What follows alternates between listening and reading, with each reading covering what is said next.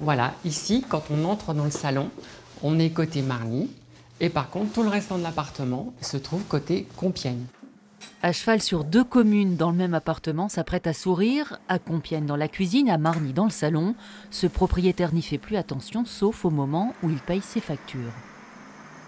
Au niveau des impôts, c'est pas tout à fait la même chose. L'appartement principal, lui, est considéré comme compiègnois. Par contre, les parkings, je vais payer mes impôts à la trésorerie de Marny et Compiègne.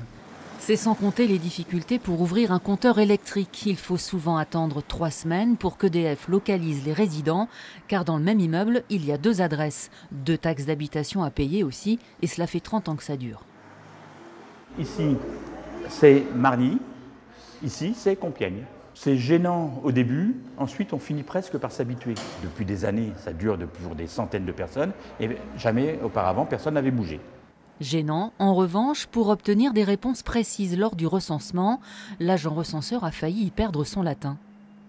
J'ai tapé à des portes et puis les personnes me disaient qu'ils étaient à Compiègne alors qu'on m'avait dit qu'on était sur Marny. Alors les informations, je les ai remontées aux responsables de la mairie qui s'occupaient du recensement.